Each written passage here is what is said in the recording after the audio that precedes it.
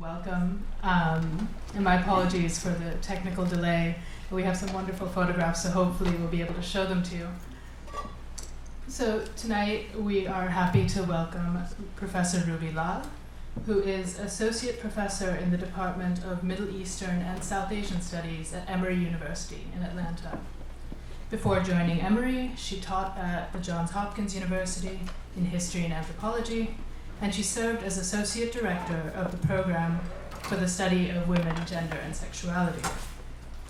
Professor Lyle has written extensively on women and gender relations in Islamic societies in the pre-colonial and colonial world.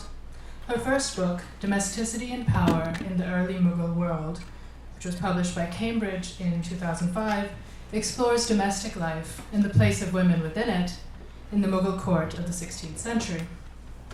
She will be speaking today from her new book, Coming of Age in 19th Century India, The Girl Child and the Art of Playfulness, which was just released from Cambridge. And this book is a really important intervention into much of the existing scholarship on women in 19th century India, much of which has focused, of course, on the political debates around the woman question in the late 19th century. As Professor Lyle indicates, much of this discourse has produced images of women that are static and not clearly differentiated from that of the girl child, thus erasing questions of women's life stages and their self-creativity. Thus, even though these debates often focused on questions of like the age of consent and women's tender youth, the discourse produced a static figure which she calls the girl child / woman, inseparable from a childish state, yet never entitled to a childhood herself. Professor Lyle's book returns to the early 1800s to recover a more diverse and fluid set of feminine figures, which she traces through 4 paradigmatic physical spaces: the forest, the school, the household, and the rooftops. Literature, and particularly didactic literature in Hindi and Urdu, are central to her argument, as her book addresses the challenge of writing history in instances in which conventional archival sources, particularly on marginalized persons, are not easily available. In contrast to teleological understandings of the relation between the categories of girl, child, and woman, Professor Lyle argues for a focus on playfulness, a feminine resource of creativity and an art of enjoyment that exceeds disciplinary strictures, and which provides a resource of spontaneity, inventiveness, and discovery appropriate to the life stage of feminine childhood. In addition to her academic writing, Professor Lyle has published several political commentaries and a number of short stories. She is currently finalizing a narrative history of the Mughal Empress Nur Jahan, entitled Nur Jahan, Uncrowned Empress. Please join me in welcoming Professor Lyle to Brown.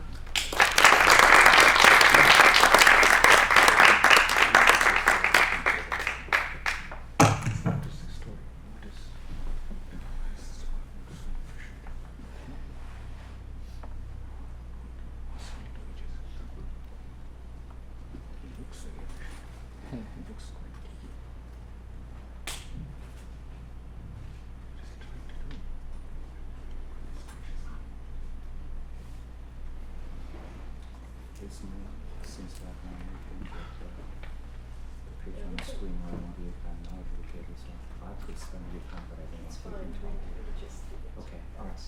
Thanks.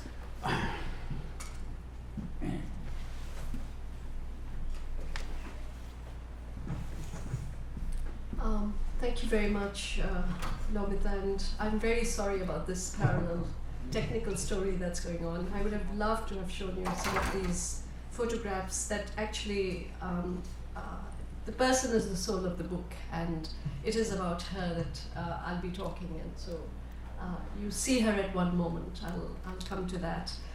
Thank you, Ashutosh, for this wonderful invitation, to Stephanie and Thea for everything, and for picking us up and driving through this masses of traffic today. So I'm glad I'm here, and very happy that Brown is the first place I'll be talking to from this new book that came out 10 days ago. Let me begin with some of the historiographical and conceptual concerns of this new book. As is well known now, the figures of the girl child and woman emerged at the center of wide-ranging debates on education reform and modernity that raged through much of the 19th century in India. In the Hindi-Urdu-speaking region, as well as beyond, this was a significant departure from the earlier courtly traditions in which the male prince child was the focus of education and ethical literature. Yet importantly, while the woman question became the central symbol of the colonial encounter, the female child woman appeared only as object, as site of contestation and improvement. Attendant questions of women's life stages, agency, and self-creativity largely disappeared.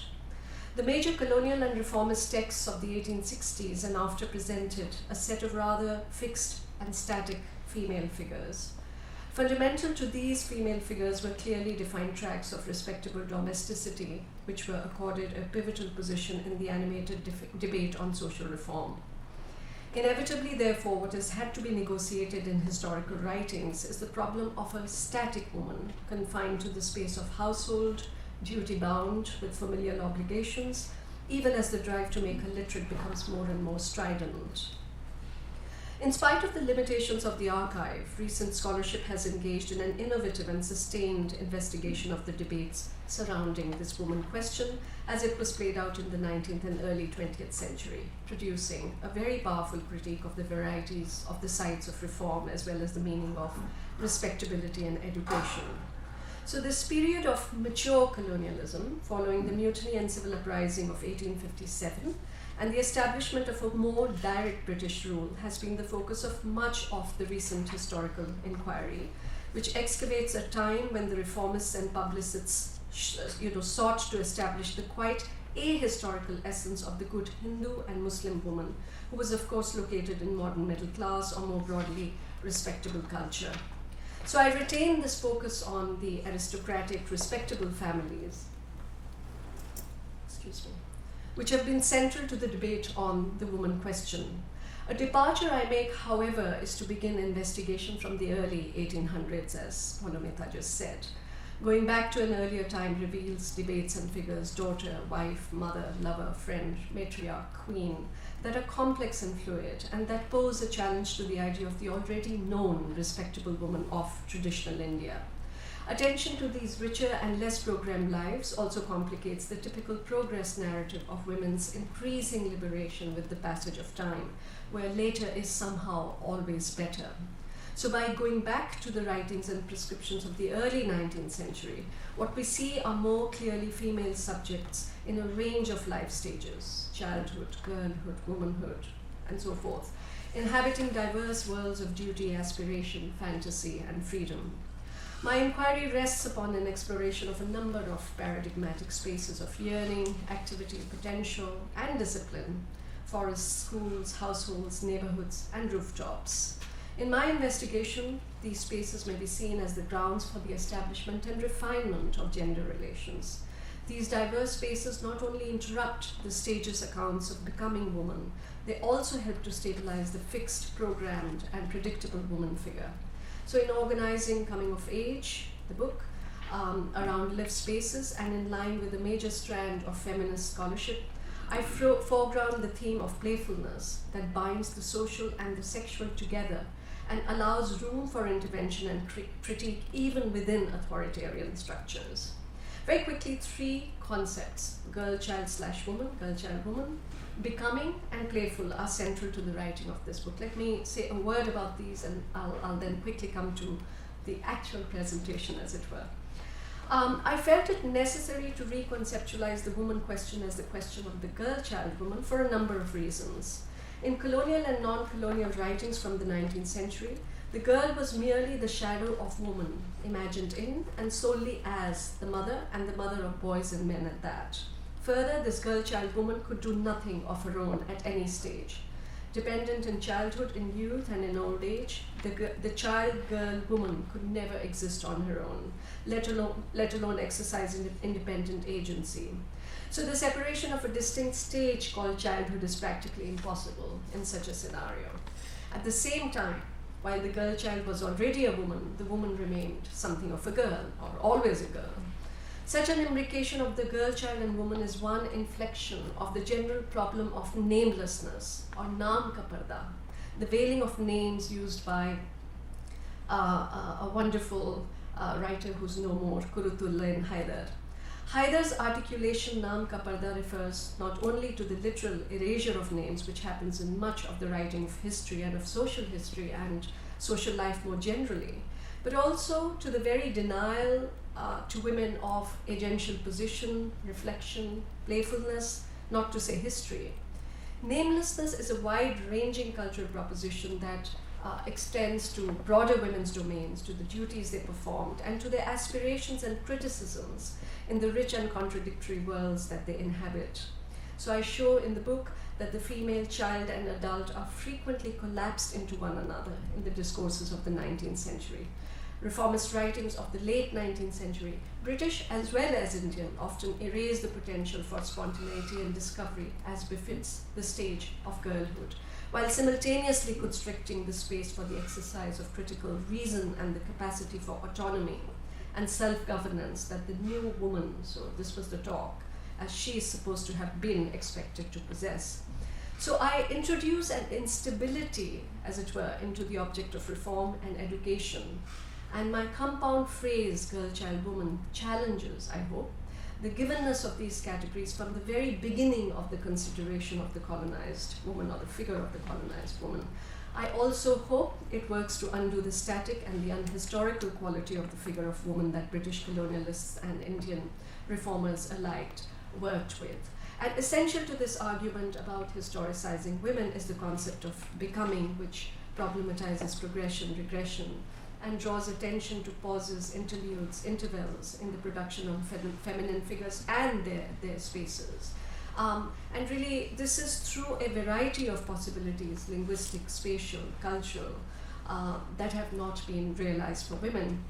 Now, the history that I write in this book, just very quickly, I think the argument, I want to sum it up. I think it's important to the arguments I'm laying out here. It is not only that the potential of women has not been realized, it is also that the very possibility of becoming is denied. Consider this, the vast majority of the sources for the writing of this book were composed by male authors, reformers, inspectors of schools, storytellers. Now, although several women figures in these texts challenged the prescriptions and strained towards lives that were different from what their authors were asking them to do or to spell out, it is male authors who underline the models and ethics of lives that women must follow. Men birth women. It is through their writings that women acquire centrality in the 19th century. So this, of course, reinforces the fact that historically the universal is male and that everything to do with female, feminine is constructed in terms of this male universal. But it is also a provocative invitation for a feminist investigation of the audacious workings of this universal, how it produces, what it catalogues, how and what it erases in each instance.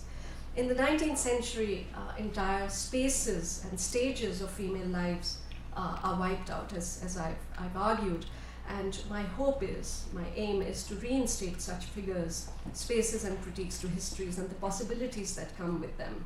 And in doing so, I hope to dwell on what might be or might have been feminine cultures. And of course, to emphasize the historical concerns, these historical and historiographical concerns, I focus on this concept of playfulness, which is a feminist position of rethinking selves that implies social and sexual interaction without asserting authority and allowing forms of self-expression and literary creativity that are not dependent on masculinist definitions of fulfillment. So in emphasizing play, I also wish to focus upon authorial playfulness. We've just been talking about texts, the room for maneuver and innovation and creativity where the constraints appear overwhelming. And it is this literary undecidability, critically, that I think that affects the production of this figure of girl and woman in 19th century India, as I think elsewhere. So with these remarks, let me turn to Ezra Kidwai, a 20th and 21st century woman, the soul, the guiding point of my book, the center of the prelude of this book, and the focus of my presentation today. In recounting her and my conversations, especially Ezra's invocations, something of great concern to her, the importance of her observations and critiques of the idea of girl becoming woman will become clear. And Ezra is no longer this girl. She's a 70-year-old woman, and I wish I could have taken you through that pictorial journey. Apart from all of this, I think what would also be clear as I go on is specifically what she invites me to do in writing this book, which is on the 19th century. So this is a 20th, 21st century, and I will touch upon why Ezra, precisely what she invites me to do. And before why Ezra, let me say something about how I came to think about her, to begin to talk to her. Methodologically, I think it is of interest to me, and I want to share that.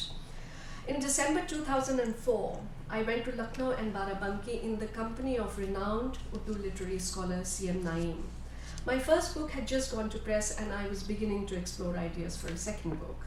The obvious sequel to my book on the early Mughal domestic world, indeed the demand of several colleagues and a number of senior scholars, was that I write a second book on the later Mughals. And I decided, however, to break that journey, and for a very good reason, I think, because I feared that I would do a simple extension and perhaps a repetition of my argument to a later, more visible, imperial, architecturally and archivally accessible period of the Grand Mughals. I definitely wanted to come back to the Mughals at some stage, which I will now, because I'm writing this biography on Nur Jahan. But I needed first, while exploring, while thinking and continuing to explore feminine forms and women's cultures, to challenge my own thinking by writing a book about women, domestic life, reform and education in a rather later period, on the brink of late Mughal and early colonial society. I love these kind of fluid and also historiographically unthought through regions and moments. So it was in this context that I had sorted out C.M. Naeem, who several of you know has been a very distinguished professor at Chicago. So Naeem Saab gave me the most wonderful feedback a young scholar can dream of. Over the 4 days I spent in his and his sister Suraya Masood's Barabanki home, he spoke to me at length about the Hindi and Urdu literature of the 19th century and discussed the spatial setting of respectable life in that time. He took me to see a number of localities and other respectable homes. And then he brought up a name that was new to me and suggested that it would be invaluable, the word that he used was critical, for me to speak with Ezra Kidwai. I found out that Ezra Kidwai was the older sister of the noted historian and gay rights activist Salim Kidwai. I'd known Salim for more than a decade at that time and had a professional friendship with him. On our return to Delhi, Naeem Saab introduced me to Ezra. When Ezra and I began meeting, she was already aware of my friendship with her brother, and our communication grew rapidly from there. So this prelude comes out of 6 years of conversation with her, starting in December 2004. In our first meeting itself, I had the feeling of something special about my conversations with Ezra. Here was a thoughtful and articulate interlocutor of the elite world I was interested in, although she is very much a 20th century woman, and as I've said, the focus of my book or research at that point is the 19th century. Statuesque and bold, she spoke clearly about her views. Our early exchanges were respectful, even a little formal, not the later, more sharing, affectionate, and intimate ones that come with greater trust with time. Ezra knew the earlier writings and research I'd done and asked me about the work I wanted to do, and we began working in a very organized, almost diligent fashion. So she would draw complicated charts of the Kidwai family. Kidwai family, for those of you who don't know, it's a very important political family that draws its political and social cultural family. It's a family that draws its connections with the Sayyids. These are the connection is with the Prophet Muhammad, but the lineages kind of come in quite extraordinary and interesting ways. Mainly in the South Asian context in the form of a connection with the Mughals, for example. So this is a family that the first articulation of its history is in the 18th century, and there are books about it and so on and so forth. So it's precisely the Sharif, the respectable Hindu and Muslim woman I was interested in investigating, and it's also in a sense was an extension of my first book, to come out of the Mughals, the palace, and come to the more kind of elite world. So she saw her questions and so on, and she explained the variety of very complex relationships between the various branches of family and began giving me, let's say, a tender portrayal of her girlhood and womanhood. So why Ezra? She was born in 1945 in an eminent Sharif, respectable family of Baisar in Baragaon, which is in modern Uttar Pradesh, just outside Lucknow. Aristocratic and landed groups, that's where she came from. She was brought up reading the literature and being educated in the models of the 19th and 20th century didactic books that are very central to what I do in this book. As both a participant and analyst of the literary and material worlds in which she lived, she narrates her upbringing in the light of the ethical literature and well-defined spaces of the elite homes in which she grew to womanhood. 4 years into our conversation, she told me that she'd been writing a memoir in the form of a diary, which is still unpublished. For her, she said, our conversations were an extension of several issues that she had already been thinking over the years. She added that my questions were hers. So I use Ezra's recollections, some of which, and I'll tell you precisely which ones I'm going to talk about, to suggest how these become a compelling invitation for structuring the arguments of my book. Ezra becomes a guiding voice, providing the framework of what is to follow. My book, one more time, is about the 19th century, and it is not my intention to extrapolate from Ezra's experiences and impose her feelings and responses onto the 19th century world. Yet, her analysis alerts us to vital issues like the constraining role of physical spaces and the force of literary conventions in the making of a girl and woman. Ezra opens the door, as it were.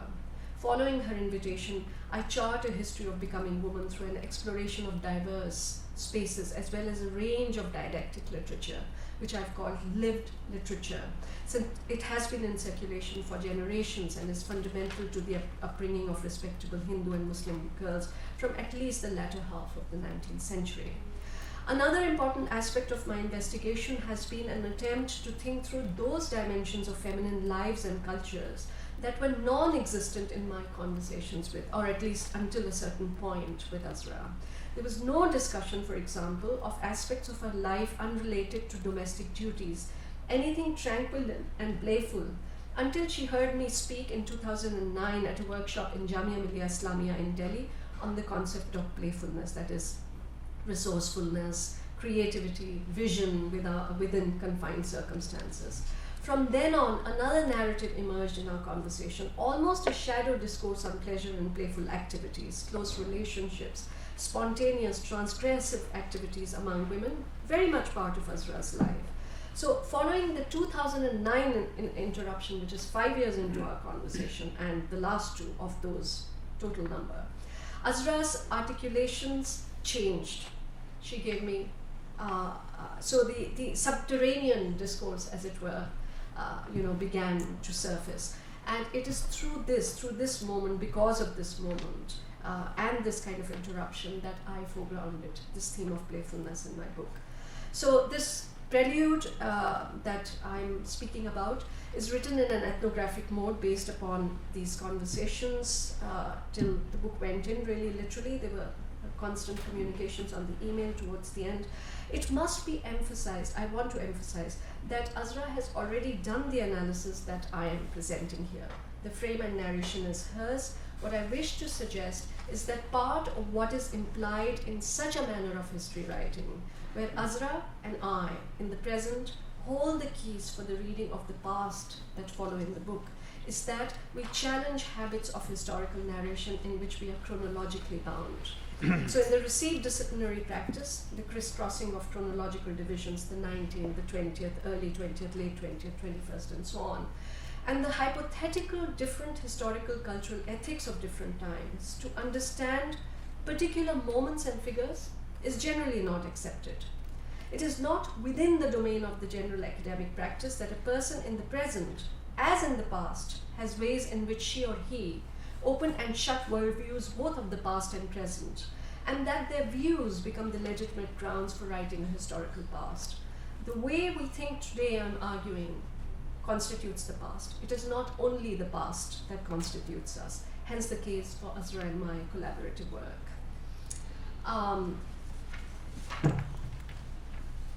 There's two kinds of images that pervade Ezra's narration. One is spatial. She constantly refers to her four homes. the apartment in Lucknow where she spent a large part of her girlhood. This apartment doesn't exist anymore. Baragaon, I hope I'm very clearly emphasizing the distinctions between these spatial homes that are very important to her. Baragaon, the paternal ancestral home, her father's site, which was a landlord home, and Paisar, the maternal ancestral home, the Talukedari family, her mother's home, part of a historically distinguished landed gentry, more aristocratic in demeanor and wealth than her father's side or the zamindars of the region. And it is to her father's home that she often went during summer vacations. And then the fourth one, Madhya Mahal, literally meaning the palace of mud, the mansion in Old Delhi where she came as a young bride. And I'm sorry I can't show you those photos. Azra's homes and the spirit of the four settings in which she lived, and living for us the stages of her life.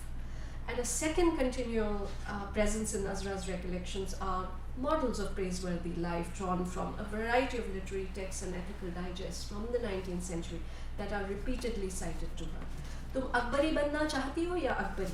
You want to be like Akbari or Asghari? She was asked continuously.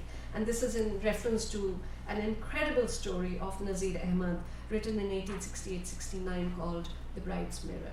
So one example, to take one example. So it is this kind of spatial and textual ordering of the world that she speaks about, that you begin to get this kind of visceral feel for the place of 19th century literature and didacticism in the life of this respectable woman. Now, I want to be very clear that I have chosen to detail her conversations in the book under the categorization in the sense of the conceptual categories and headings that Ezra speaks about, this kind of distinction that she makes in space and literature. And I do this obviously to be faithful to her conceptions and the separations that she makes. And she emphasizes this by way of what she calls time and space on the one hand and literary invocations on the other hand. But spatial and textual, of course, cannot be separated in any strict sense of the term, neither in Ezra's analysis nor in my kind of presentation. They overlap and inform each other. But in the interest of time, I'm just going to focus on the four homes that she speaks about today. And again, minus images, so use your visual imagination to think. I had everything, as I've said several times. But so I'm going to focus on what she calls spaces become your universe, and then I will just touch upon one more time about her very precise invitations for this book and how I kind of use those invitations. But of course, please feel free to ask me about any part of her or of the book, or what happens in the rest of the story, as it were. We were a big family in a big house. We were a big family in a small house. Ezra described succinctly how her family and space were lived in Barabanki and Lucknow. Speaking about Lucknow and her girlhood, she says, physical spaces produce childhood. From the front yard, Gharka Baramda, to the shops and shopkeepers of Hazratganj, to the boundary of my school. I recall the tamarind tree in my school and picking up tamarind. Between classes 4 and 8, I had the same place in the same classroom. I could see the playground, I could see the clock tower and the post office. I did not have a wristwatch. I should say just very quickly, very much in keeping with this beautiful multiplicitous linguistic style. Ezra uses both English and Urdu mixed, and sometimes totally goes into Urdu, and the parts that she goes into Urdu are the ones I've obviously transcribed. But most of this language is her. I mean, as I've emphasized, the conceptual part is really quite critical here. So this is the opening on her girlhood with which we began, and she calls them invocations of the past. And she begins by talking about her mother, Ruqayya, talking about great significance of her, and constantly saying statements such as, I'm living back in time, I'm imagining the grandeur of my mother's time. How do I narrate? Only by going back in time. And she goes back in time, as I said, laying things out in a very methodical manner for me. She said, my mother had a much more aristocratic upbringing. She was a talukedar, aristocratic landlord's daughter, 5 of 9 children. and that there were people to teach her, to look after her. There was a caretaker who stayed with her, who then came to Ezra when Ezra got married, etc. So very kind of immense life, as it were. It's the life story of her mother before her mother's marriage is one of this kind of immense wealth, immense grandeur, and immense everything enriches. From there, she says, my mother shifted to a relatively humble establishment, so to a zamindar, a landlord's family, that is marrying her father, cooking, stitching, but she never complained. That was the part of training, Ezra's emphasis. In giving glimpses of the lifestyle of her parents' generation, Ezra begins to dwell on the ethics of their generation, at the center of which is her father. And then she says, father, brother, husband, a woman was supposed to be under their protection. Clearly implied in the histories of the older generation and its ways was a statement on how boys and girls must be brought up, how they must live, what they should do, what they should not do, all this very differently from each other. So there's lots of stuff here that we can talk about later on. This particular structure of the Lucknow apartment where her mother came and then lived as a bride, where these kids grew up, so Ezra and her 2 other sisters and 2 brothers, one of whom is dead, 2 cousins who also lived with them, mother, father, and a dog. The structure of the apartment was, and she speaks about the structure of a variety of spaces to talk about the principles of respectable life and how it is ensured and enhanced. So she says it was a rented flat, and that's a sign about declining wealth of the gentry. It was a rented flat with 2 rooms and a gallery in between, kitchen with asbestos sheet on it on one side of the gallery. Outside was an open space with a tap. Here we kept a stove on one side. One room was given to a male and a female cousin and their mother, that is all of these people together.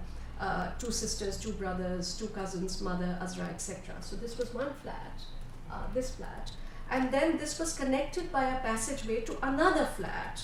And that flat belonged to her father alone, or to the men who visited him, etc. Mother would sleep in father's flat once a week, etc. And there was a dog who lived with the father, etc. What is the point about this space? The space allotted to one man equaled the space given to several women and children. One whole flat for my father and one for us, says Ezra. In the first flat in Ezra's mother room, there was no bed and a divan. There was one bed and a divan. In the gallery that connected the 2 flats, there was another divan for the caretaker to sleep on. There was no bedroom, but multi-purpose rooms. Few people used to go to the drawing room, that is to father's side, except his friends who listened to the radio. We were not allowed to listen to film songs on the radio. We could listen to the radio, but when Abbu, father, was not around. There was no concept of dining rooms, no space for it in our flat. Our activities were confined to this limited space. The needs of childhood are accommodated by this space. And then she speaks about how in the summer the rooms were emptied out and converted to play cards, Ludo, Monopoly. In the open yard we played marbles, she says, cricket, spinning the top, hopscotch, etc. But not where the boys flew the kites. All of this was so different from Paisar, her mother's home. And this is how she conceptualizes it. It's her mother's side of the house in Paisar. Poignantly, वहाँ के पलंग खसकाए नहीं जाते थे. The beds there were not shifted. That means everything had its place. So this is a kind of opening her kind of reflections on spaces. Let me turn to her father's side of the house, Baragaon, also where she used to, as I mentioned, she used to go for her summer vacations every year for 2 months. And in particular, I want to invoke one moment of her visits, the summer of 1958, which is just momentous to her telling. She repeats it again and again, and she just never stops talking about it. I think in our conversation, she at least talked about this episode 15 times. So this is very central to, this is the moment, and this is the moment in my conceptualization. It is a house, or the conception is this. She calls it a big family in a big house. There were some sections, so there are 4 sides to this family, to her father's, and there were 4, the mansion was divided into 4 areas in which the lineage is very difficult to describe. There's great-grandfather, there's grandfather, father, variety of kind of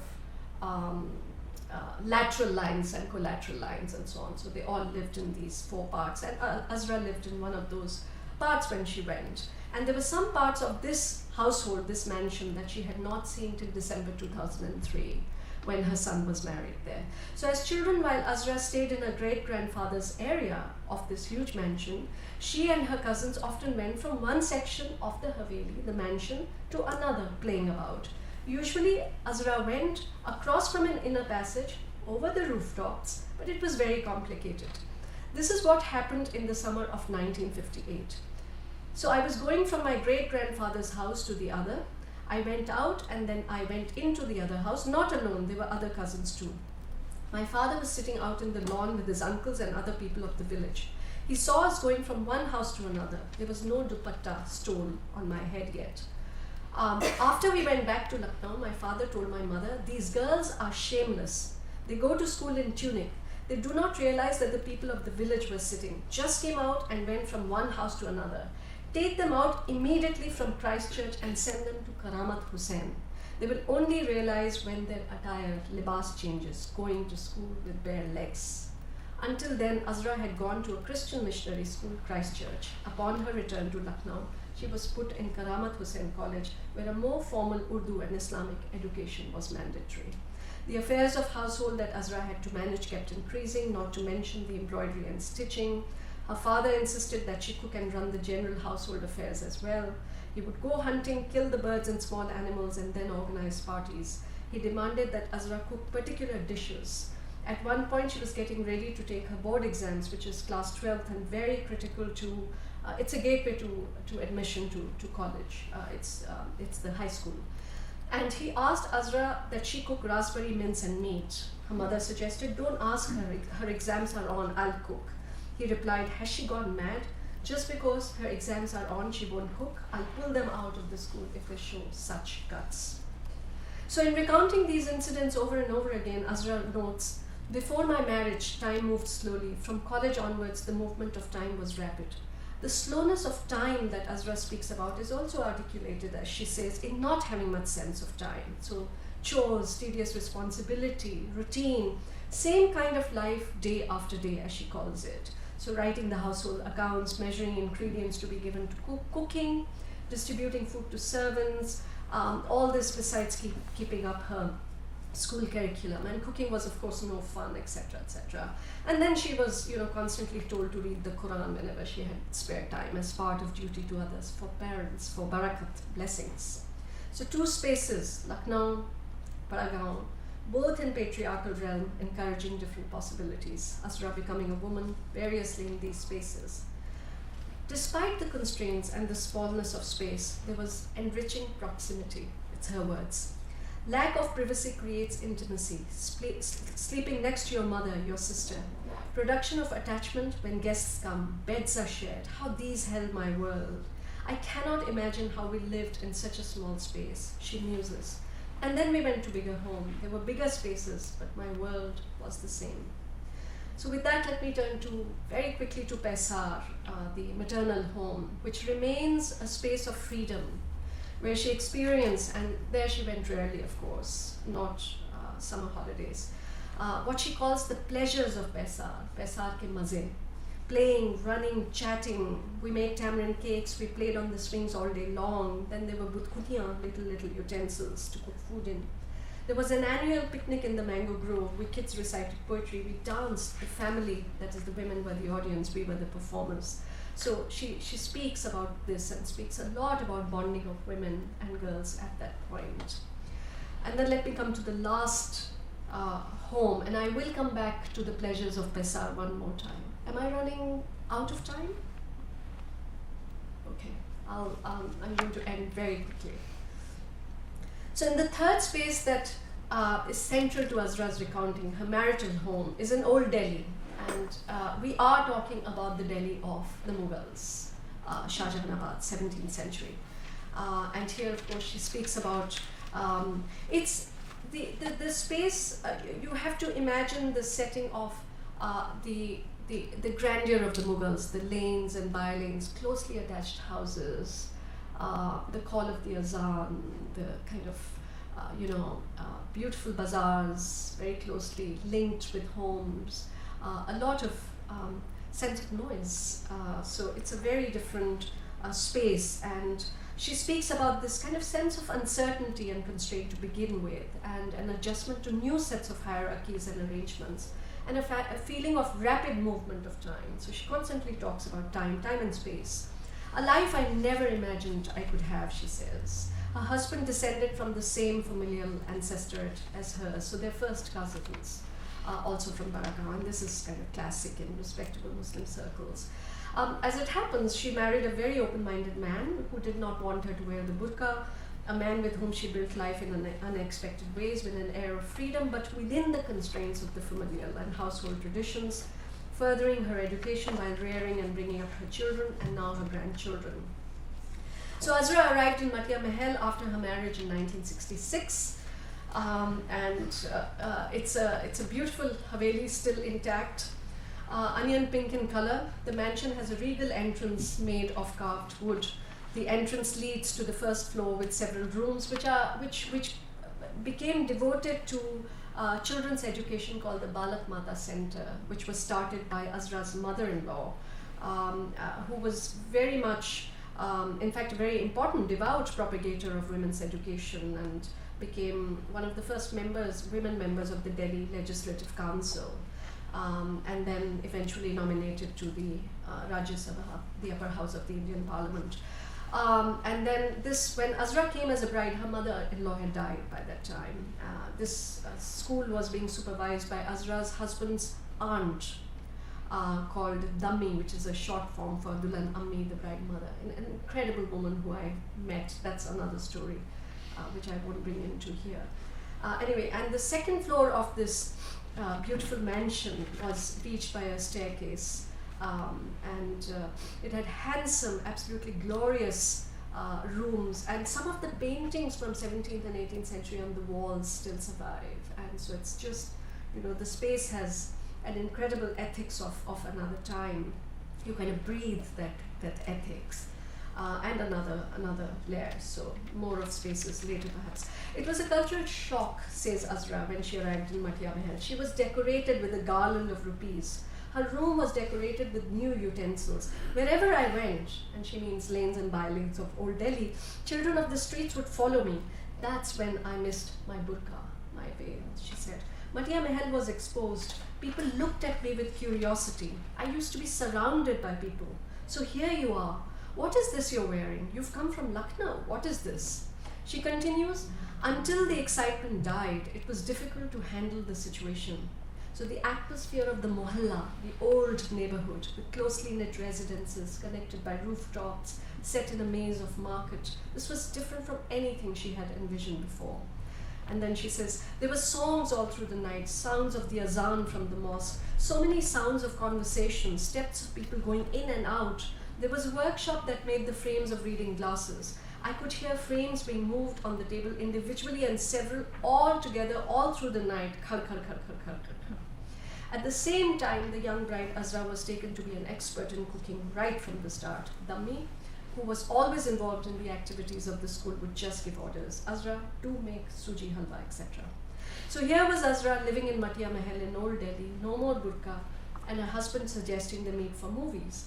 Meet me at the Odeon, he would say. Where is the Odeon? I would ask. Near Connaught Place. How will I get there? Take a bus, he would say. I'd never sat in a bus. Take a scooter rickshaw, he would say. Ezra recalls, new roads, new atmosphere, new people. Without a burqa, something was missing. I used to feel naked, as if completely exposed. She did meet her husband for films and went with him to music concerts. Sometimes they saw 2 films in a day during film festivals. She continued her university education and commuted to Delhi University, changing buses at the Red Fort a couple of miles from Matia Mahal. Later she taught in a school. She wrote, she researched. Good times, she says, musing the early years of marriage. So there's a lot, we can go on. Just literally in 1 minute, the invitation is this.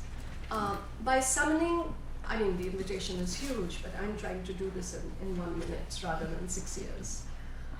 by summoning spaces of girlhood and young womanhood, harking back to the earlier literary characters, which I haven't spoken about here, underlining recurrently the fundamental role that her father played in designing her life.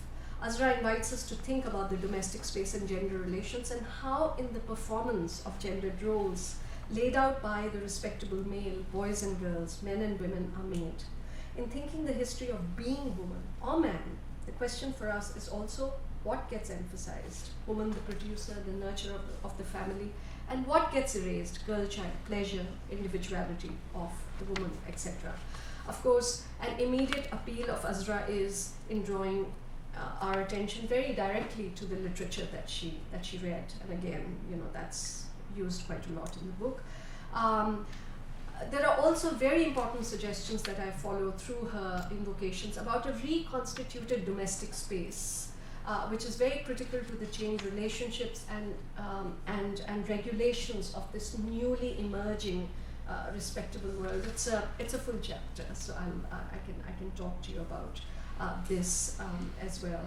And the centrality of the male head in this, and historically there's a lot to be said about what happens to these changing domestic spaces, etc. And then there's the older woman, the figure of the older woman that is really very interesting. It's a very paradoxical position, very vital.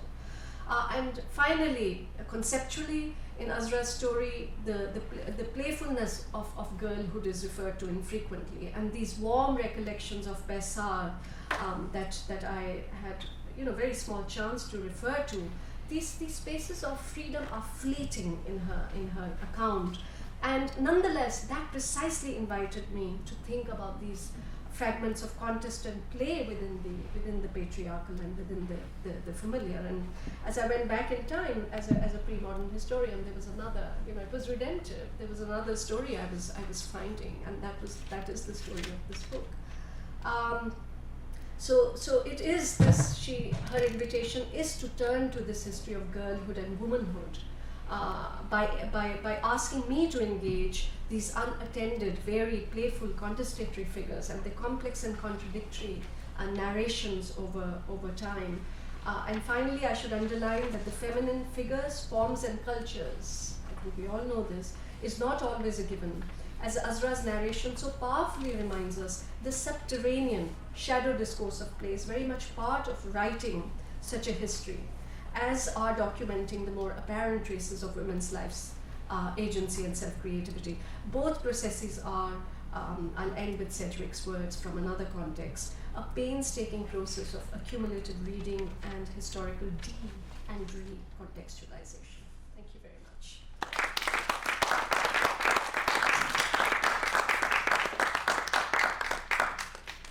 So, thank you. Professor Bashar Damani will respond, and then we'll open it up to questions from all of you.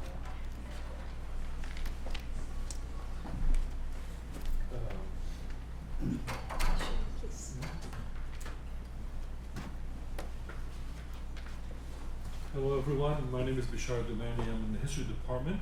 I'm a social historian of the Middle East, early modern and modern, and I moved into the field of family history some years ago from what I used to do earlier, and I'll be moving out of it as well. But it's been a great joyride, and I think that's what got me invited to respond to this wonderful lecture today, which I did not have a copy of, so the response is based on what I listened to, plus the access that I had to two of the chapters of the book, which I read and very much enjoyed. Hoping that a couple of the points I'll raise will just energize the discussion, which is the Q&A is a real heart of this, and I can't wait for that to happen. Let me begin by just laying out the groundwork from several people who may not know where we're coming from as historians of family, women, and gender during this period. We have to first wrestle with a giant figure that laid out the terrain in which we think, and that is Lord Cromer. One of the key personalities of the colonial world and the imperial world, and he had this to say. He ruled Egypt almost single-handedly for about 26 years or so, and very, very powerful figure. Can you hear me? A little louder, possible? A little louder? Maybe I can Yeah. speak louder. Yeah. Okay. He says, the position of women in Egypt and in Mohammedan countries generally is a fatal obstacle to the attainment of that elevation of thought and character which should accompany the introduction of European civilization. He made a career out of fighting for the rights of women in the Mohammedan or the Arab worlds, while at home he was the founding member and president of the Men's League for opposing women's suffrage. This is a typical situation for the discourse about women. Now it's easy for scholars to show this yawning gulf between the ideals of Europe, its normative view of itself, its values, especially as embedded in the ideals of the Enlightenment and in the French Revolution, and contrast that with actual practices in the colonies or at home. Until today, there are many scholars who specialize in this kind of exposure, and it's become an industry of sorts. The reason I enjoyed this book very much and what you had to say is that you don't go there. It's much more difficult, and that's why, again, I feel this affinity to the work of Rubie, is to escape this defensive trap, which only reifies really what one is criticizing. Instead, Rubie introduces new frames and new lines of inquiry based on a really wonderful reading of a different set of literature than the one, unfortunately, that is available. It's not available for the period and the places that I work on. I'd like to make 2 points for discussion. The development of women and gender history in Europe and the United States is completely different from the development of women and gender history in South Asia and the Middle East. In European historiography, family history came first. It came in the 1950s, the Cambridge School and the French demographic school for the most part, and it was the occupation of senior male scholars in leading universities. While women and gender history came much later in the 60s and really in the 70s and the 80s, an outgrowth of a social movement that literally occupied the university and demanded a field of study. In Middle East and South Asian studies, the study of women and gender came way before family history. In fact, it's a very mature field. The 3 prestige zones in Middle East studies are Islam, modernity, and women. This is what 98% of all production of knowledge on the Middle East. And that has been the case for 100 years now. Whereas family history in Middle East studies is still in an embryonic stage. Very, very little. So what I'm suggesting here is that it would be helpful to reverse this relationship where historians of gender and women in Europe and the United States felt that this overemphasis on the household, on the family as a unit that's not differentiated on the inside is stifling. It's a prison out of which women must break free in order for their history to be written. But we have the opposite problem, which is we know very little about these households, actually. They need to be historicized, just like the woman figure needs to be historicized. We don't know exactly how they were organized. We don't know how they've changed over time. We don't know how they differed from one region to the next. And I think if we situate our studies, and that's what my work is really all about, is trying to figure out what is the meaning of family in this place or that place, and how does it change over a long period of time, and how are gender relations intimately tied to property relations and legal changes. And I think this larger picture, once added to wonderful books such as yours, will help us get a much better idea. The second point I'd like to just quickly make is this tension, not between women's studies and family studies, but between materialist and discursive analysis, that we often I love doing family history because it does not allow me to say this is discursive and this is materialist. It brings them together all the time, because family has always been, of course, a site of both interest and emotion, and how they work together, especially is especially gratifying to look at this dynamic. Now, what caught my eye here is just a very a clear agreement among Marxist and materialist historians and those who adopted more the post-colonial cultural turn about how modernity has been really terrible for women.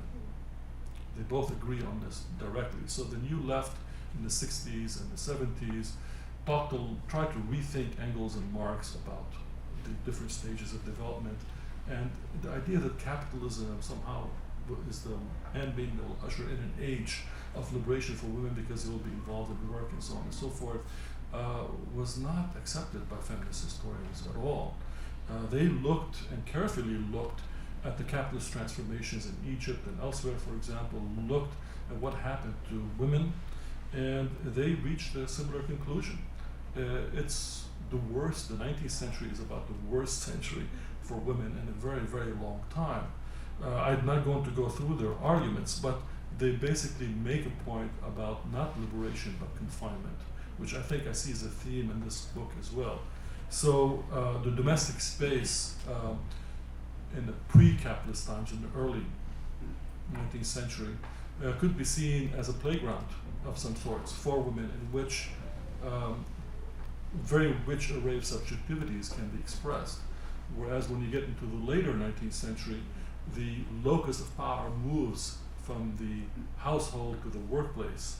The major economic activity from that women participated in, they're removed from as wage earning becomes absolutely central, and the relationship to their husbands and to their family takes a big hit. And many women were able to use, in the early 1800s or maybe before, the legal sphere for a room of maneuver, as a room of maneuver for contesting their situation at home or elsewhere, especially in property relations. But the codification of the 19th century, the more intrusive state, that room for maneuver completely disappeared. So whether you're talking about capitalist transformation or codification of law, or about the locus of political power, et cetera, there is an argument that is being made by both sets of historians that the situation gets much, much worse for women in terms of their ability to maneuver. Now, this is true mostly for women who are not from the elite classes, and that has been the focus of my studies. For the most part, are women in the lower or middle classes or working women. Nevertheless, I think that it is very important to keep in mind that these two streams kind of meet at this point. And what does this mean? I would just end by inviting, and I'd like to know more about the relationship between Ezra. Is Ezra in the Arabic word Ezra, or is it? It is. I mean, the meaning is the same. Yeah, okay. So All right. She speaks Urdu.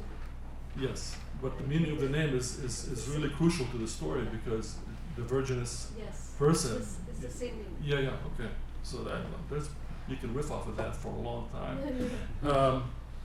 I would just like to hear more about the 1800 period. What does Ezra's story tell us about? What are the literary characters like, and what can we learn about them? I'd like to learn a little bit more. This is in terms of time. In terms of space, I'd like to just learn a little bit more about the rooftops, because the rooftops are a huge deal in legal history. They are extensions of the domestic space. They're considered completely part of the household, and there are constant fights all the time about the meaning of the rooftop and who has access, who doesn't access, who can see, who cannot be seen, what do you do, what don't you do at the rooftop. And of course, it's the major backbone of local identity and autonomy, because being able to move on the top as opposed through the street was absolutely key for women and for children. And that had to be negotiated. So love to hear more about that. And in terms of text, so space, time, and text, the sources, these literary characters, I just want to say that I really applaud this move that you made by trying to imagine an earlier period through contemporary ethnographic encounter. And if I understood correctly. Yes, absolutely. I spent several years researching a book on 18th and 19th century by going around talking to old people for about 2 years.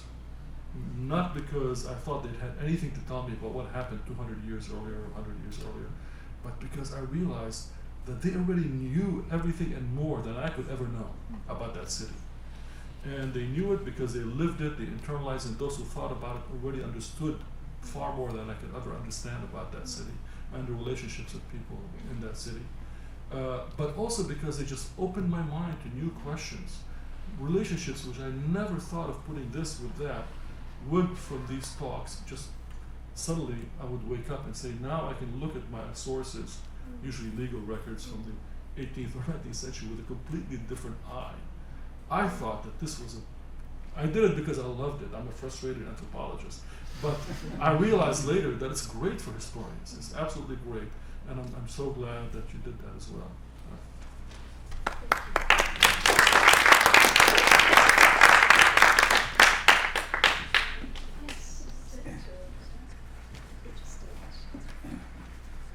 Do you like me to respond or take a You can respond and then take a few questions.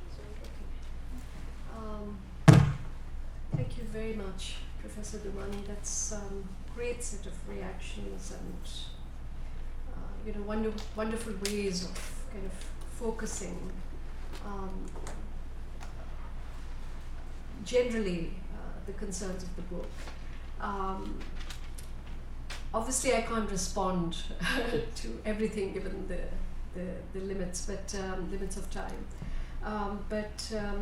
But I do want to take on two themes that I absolutely love, which are your last two questions, one on the rooftops and on the rooftops, right? Rooftops and about literature.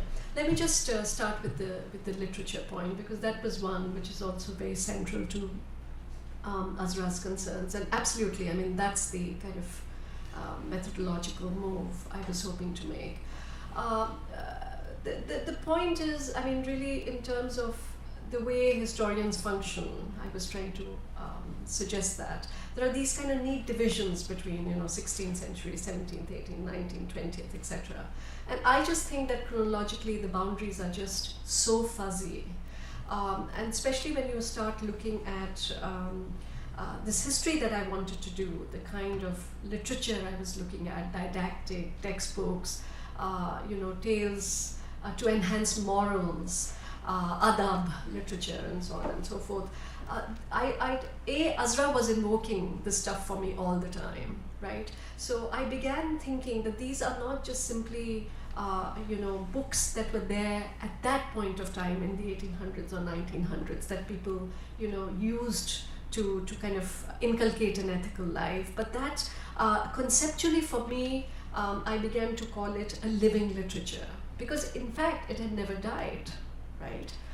Beginning from very early sort of monarchical settings to there's a whole kind of very interesting, contorted sometimes, complicated at other times, ways in which literature travels. That's another story, right? But the point is, the crucial point is how people read particular books, what they make of it, how they use it to become something. That was of concern to me. And definitely the literature that I use in a variety of chapters, and I'll just speak very quickly about the conceptualization. But before then, a whole range of these books, the so-called didactic books, had also become part of school curriculum in the Indian case, in Hindi and Urdu curriculum. And these had never died down in the sense that they've never been out of print. They've always been part of school girls and boys and so on. So there's a variety of ways in which Ezra was reading these, talking about these, telling about these, and they obviously there was this kind of link. There was this link through literature, and then of course I've talked about this link through spatial configurations. I mean, there's kind of hundreds of layers that you see.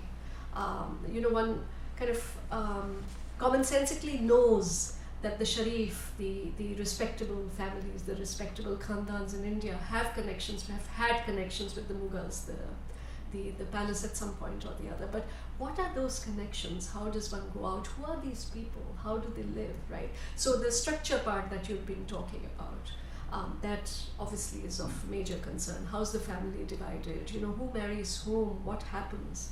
And then centrally, the becoming of the girl and woman. So those are ways in which, in particular, going back in time has been very, very vital to me. And let me just give you a little bit of a story about going back. So when I started thinking about the new book I wanted to write, I just began reading a great deal on South Asia. And the next kind of interesting moment in South Asian women's history was the late 19th century. And every history that I read was talking about women's education, was talking about reform, was talking about colonialism, and what was the woman that we were seeing in virtually each of those histories, if I may put it that way, was this fixed woman that was confined within the domestic world. She was producing children, she was literate, she was at the helm of domestic affairs, and it just didn't seem instinctively right to me. I just felt, through much of the Hindi and Urdu speaking belt, is every woman this way? So what is the story here? And I didn't do this deliberately, but archival research is really fairly accidental. I think you have to be very lucky. They're kind of incredible chances and great kind of trials and errors. And actually, Ezra's husband, I was sitting with them in 2004. He's a Urdu literary critic who taught in Jamia Millia Islamia. He said to me at one point, have you ever read the story called Inshallah Khan's Rani Ketki Ki Kahani? Inshallah Khan, the man, Rani Ketki Ki Kahani is the story of Rani Ketki.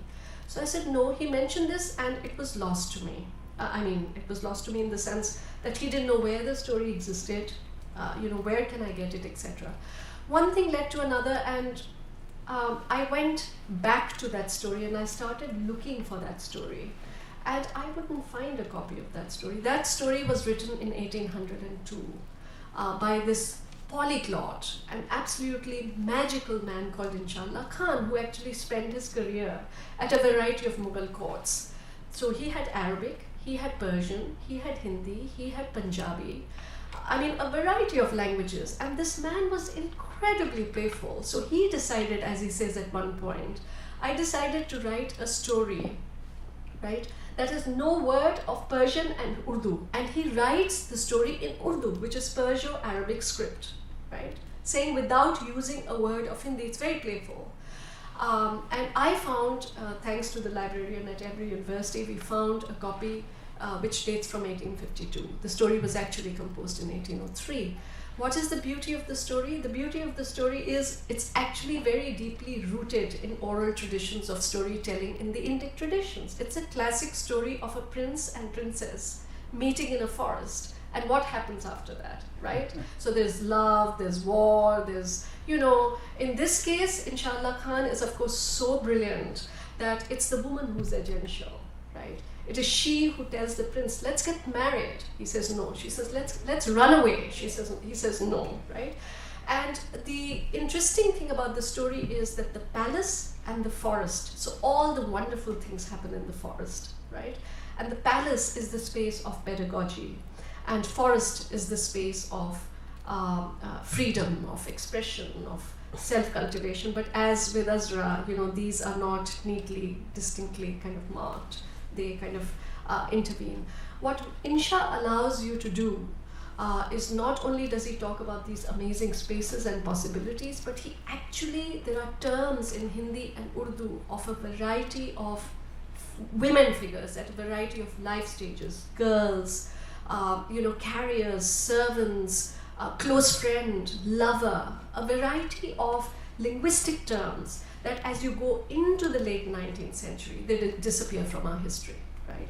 And so this story is actually located, so this is the chapter, this is one of the earliest chapters, it's called The Woman of the Forest. That's actually totally centrally around this story. I mentioned this story to tell you that this is not simply a story. Stories are very powerful. They get deeply played in linguistic and political sort of games of all kinds. So in 1867, a very important inspector of schools, a man called Raja Shiv Prasad, puts together the first comprehensive, let's say, Hindi teaching book for the employees of the British rule. It was called Gutka, literally a collection of stories, in which he includes the story by Inshallah Khan. Now, when Inshallah Khan writes the story, it has no title, right? He simply says a story, a tale, right? When Raja Shiv Prasad produces this in a compendium in the Gutka, he gives it a title. It's called A Story in Pure Hindi. Purely, on the basis of the claim that Insha himself was making, which is that he was saying that this is a story that is in pure Hindi. It has no word of Arabic and Persian or of any other language. But if you read the story, you will see the immense playfulness. So the story gets incarcerated, right? It comes to sit by the side of very pedagogical stories that are actually to teach Hindi. Its whole character changes. Who reads it will also change the character. So this is just one example of the complexity of how literature travels, what becomes available to us, what gets lost, what is made available, is available at some point, but then is lost later on. So there's a variety of these kinds of texts that I go into, and readings of those texts to conceptually think, but also then to think what constitutes school for girls, what is a textbook, what does it mean for first generation Muslim girls leaving the household and going to that physical domain to study, to read, and so on and so forth. And finally, the point about rooftops. I mean, the late 19th century women figures that I was talking about that are kind of confined, domesticated in historical writing, right? And in some reformist texts of the time. My argument through the woman of the rooftops is, in fact, to say that even those women in the late 19th century, that's the point about playfulness, right? Let's think what spaces they have, what are the forms of expression, and rooftops precisely gives you those spaces. Even in the most confining of moments, women go up, right? They leave, one has to imagine this, leaving the domestic space, going up, drying your hair, taking stock of life, making a communication with the divine, whatever it is, right? So it is an avenue, it's a possibility. And so that is the argument. I mean, spaces are very central, following Ezra, to the making of women and girls. Yes? So Bashara made the point that the arrival of capitalist modernity in the Middle East is very constraining, actually, for the lower middle class and working class or even middle class women. And wage work becomes a form of not slavery, I don't think that's the word he used, but certainly becomes the antithesis of pre-modern freedom of some kind. Your story is about a girl who became a woman, but she came from a somewhat aristocratic background. Mm-hmm. Mm-hmm. Your story is not about common women, No. not root, right? Yeah. Well, So the arrival of capitalist modernity for this class, assuming this Ezra Kidway represents a larger phenomenon. So assuming that, arrival of capitalist modernity is constraining for her or liberating? One is, I think that's a great question. It's a question that was asked to me in my first book when I wrote about palace women. So why haven't you? I know you're not asking that question, No. but the question was, why not these, outside? I have deliberately, and this is part of the answer to your question, I have deliberately actually retained a focus on respectable women in my work, partly because I have felt that there's an assumption about elite aristocratic life, an assumption about all sorts of assumptions about comfort, about, this life is different than the others. So there's a privileging, if you will, in our own minds that goes on of, disenfranchised groups, as it were. But I think there is huge sort of moments of disenfranchisement, if you will, of lack, of constraint that elite women themselves experience. And so that's one thing that, that I wanted to highlight. Specifically on Azra Kidwai, I'm actually completely in agreement with Bashar. I mean, I don't know that capitalist modernity really affects Azra directly, right? But if you look at the late 19th century, the colonial moment and this kind of onset of the discourse on modernity, on via social reform, for example, right? That's definitely making a certain kind of demand of women. And what ends up happening in the colonial situation is, of course, this whole sacred space that's created, which is the domestic space, right? And inevitably, the woman is confined to that space because the woman, the honor, has to be protected. And so it becomes a saga of a very different kind. But I really, generally speaking, to use your words, I do believe that, I think it's overrated, this whole thing about going forward in modernity and us experiencing, these wonderful kinds of freedoms and so on and so forth. Now, this is obviously not to say that things haven't happened and, the kind of great, gifts that I think a variety of feminisms that have given us, including choices of all kinds, including the fact that I can stand here and speak, right? So all of that, obviously hugely acknowledged and all that, but it's not automatic. I think progression is not automatic, and that's what I'm really after in this book. So from this book, to give you one example, if you look at pre-modern India, right, if you look at palace societies even, which are actually very confining societies, there are very distinct spaces women have, right? Spaces that they can enjoy, spaces in which they are in charge, let's put it that way. By the time you come to the late 19th century, men have come into those spaces in extraordinary ways. I mean, I have texts in which men are telling daughters how to behave in married life, right? There are manuals, there are letters of marital comportment that major reformers write to their daughters, something that would never happen in pre-modern time. Because it's let's say the protocols of womanhood were often beautifully handed down from woman to woman. But there's a very different scenario. Now, there are complex historical reasons for it, but we are talking about a structure. We are talking about a manifestation of a structure. So yes, absolutely, if you want my answer in one word, going back in time has been redemptive. Absolutely redemptive. Would you allow me one more question? Yes, please. The playfulness that you talked about during girlhood, if that's the right term, this playfulness on the rooftops or in the Nihal mother's house,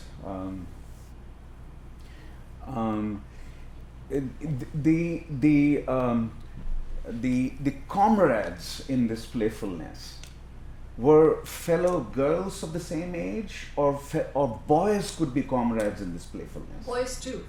But this remained just playful. It didn't go beyond that when the comrades were boys. Okay, let's just clarify. Playfulness is not just simply my conception. Mm-hmm. It's a huge feminist philosophical and theoretical writings that I'm engaging, which binds the sexual and the social, by which they are referring to possibilities of inner life, possibilities of creativity, of imagination in the most difficult of circumstances. Let's say being creative in the middle of machines. That's the idea, right? So it is that, and hence what playful means is many, many different kinds of things. Since you brought up boys, and this is something very central to me. This is the one point I think people always forget. Gender is not just women. Gender is a relational category. It is about men and women, and they become together.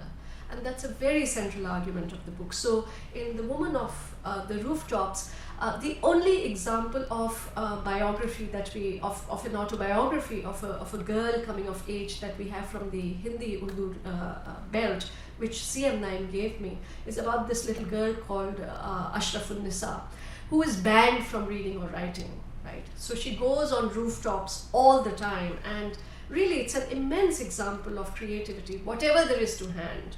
So, you know, the clay, the top of the you know, these are clay tops. There are little blackings. I mean, the bare minimum stuff together. She steals, you know, writings from a variety of avenues, teaches herself to write up and down, all sorts of ways, but writes. I mean, she then, the story is quite immense.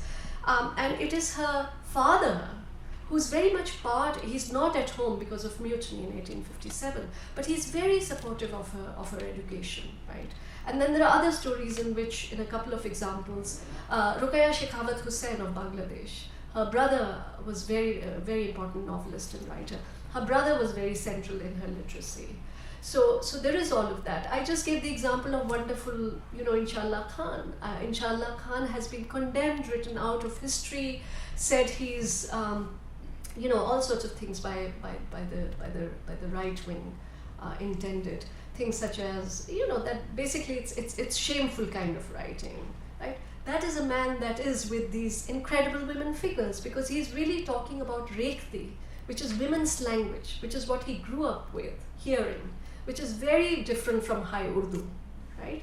So the book is very deeply invested in this mutuality, not just women, but men and women together. I mean, that's been my very central argument here. So in this conception of playfulness is equal to creativity.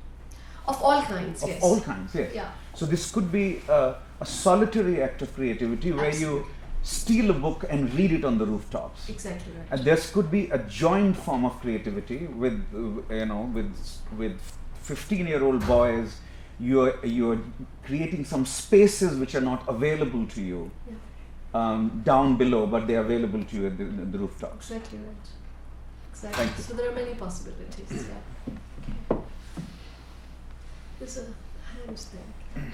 Yeah, I mean, I find it like really amazing to think. I mean, when you was talking about how like she was constantly asked whether you'd be Akbari or Durrani, and I was thinking about what kind of relationship she would have to Urdu writers, like who wrote at the time that she was growing up. And I mean, I was thinking especially about Ismail Chutkai and Absolutely. Manto and what.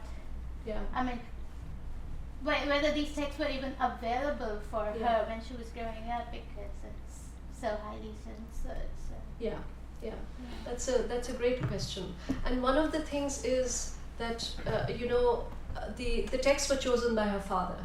That's the other thing. Handed by her mother, but chosen by her father. So it's obviously a certain kind. And texts such as Mirat al-Larus, Bride's Mirror, and several others have been part of Sharif reading world for a very important time. Very, very central books. So they were, you know, they were very much there. Her brothers were not asked to read that book, The Bride's Mirror, inevitably, right? They would read things such as Pyare Nabi ki Pyari Baatein, the beautiful words of the Prophet, but a lot more English, for example, right? They were taught to do shikar, to do hunting, and they were taught to inculcate a certain kind of demeanor, what she calls zamindarana adab, which is a landlord's way of being, right?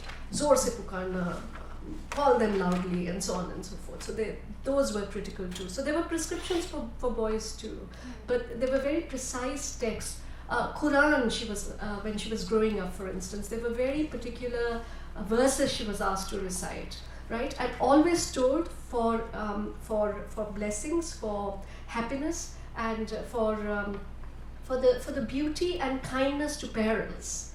And much later on, when her father died, when her mother was very, very old, she said to her, Ezra, you don't read the Quran anymore. So she said, well, I live in this Jamia Nagar, which is the old Muslim elite area, and I hear the Urdu Khani or the Quran Khani all the time. So I really don't need to read the Quran. So she says to her, do it for yourself. So the transformation of the mother herself along with the daughter. So you're absolutely right. There are but Ismat Chugtai is part of the reading, right? I mean, she's very the first set of women's magazines and so on. They're coming in, but not that greatly.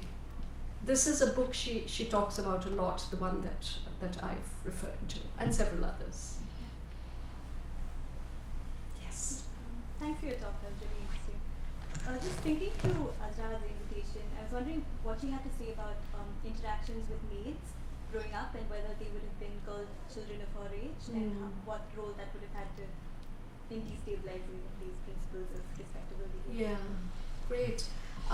No, we never talked about maids. The maids or the help that she had. One was Bua that I mentioned, who was part of her mother's trousseau. She never married, and then was part of Ezra's trousseau. These are her words, part of my trousseau, and she died in 1986. But I have observed Ezra otherwise now for all these years. There's a great sensitivity to, obviously, people around, what she does for them, and so on. I can see that. But also, I mean, I didn't have the chance to mention this. She taught in Jesus and Mary College, and she had very close relationships with a lot of women students. And then I've been her new friend, and so you get a sense of women's relationships. But no, there was no conversation about servants. Servants as part of the Muslim extended structure, their relationships, and servants are not servants in this setup. So Bua is not classified as a servant. Bua is somebody. It's a very delicate boundary. She wouldn't sit and eat with them, but she's not a servant. You know what I mean? And it's this kind of relationship of loyalty, of time, of trust, of giving your life.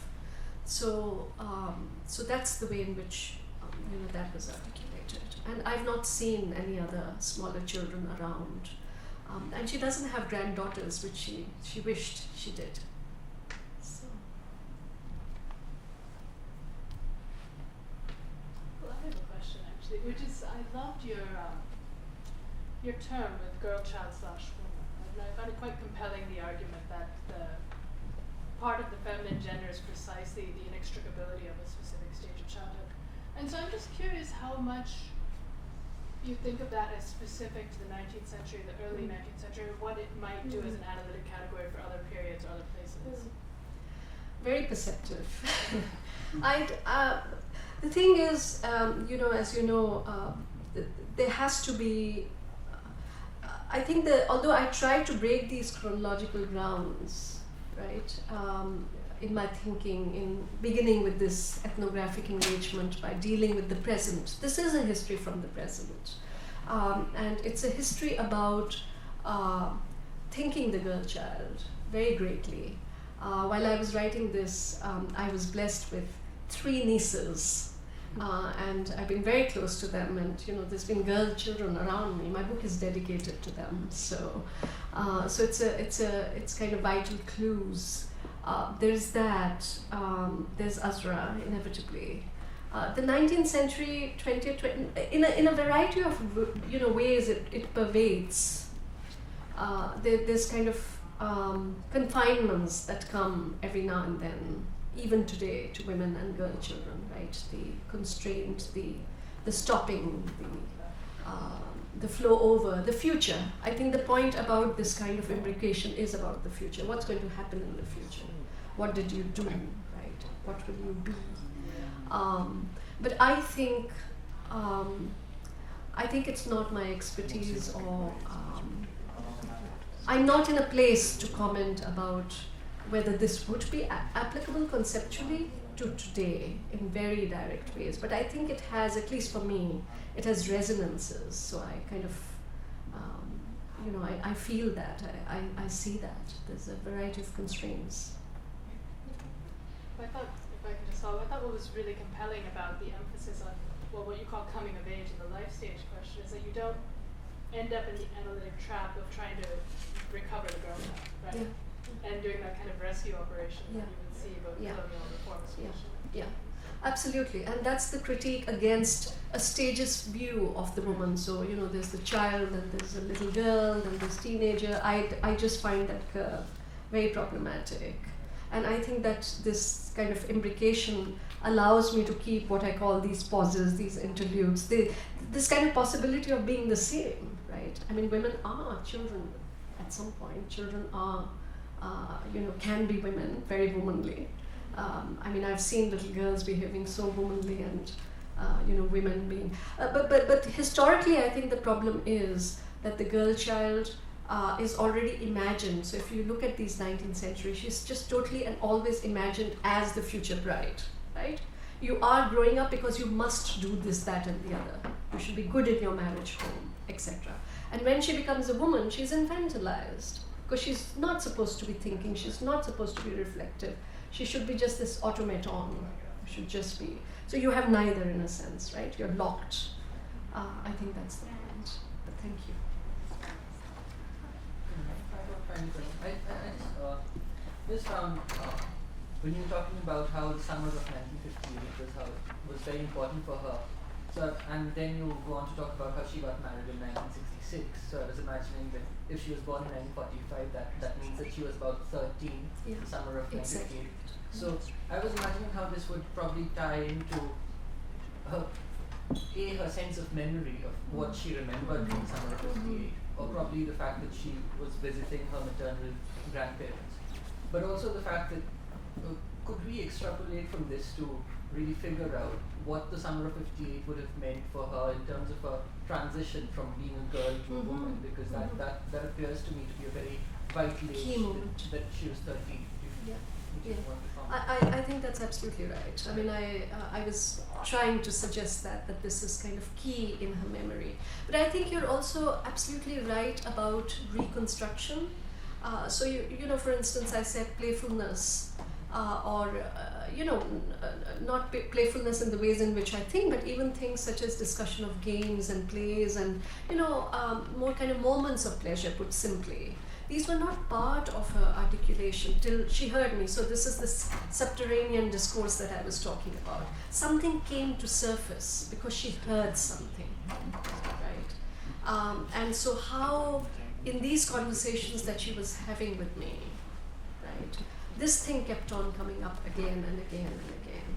And it was kind of reformulated in many ways. There's no question about that, and I talk about that in the book. But yes, there is that moment, girl becoming woman. She was already, the tedious responsibility on her was huge, but suddenly this moment, in a sense, solidifies that, let's put it that way, right? It's that kind of moment of incarceration. And that stops only when she gets married after that, in her thinking. Well, thank you very much for a wonderful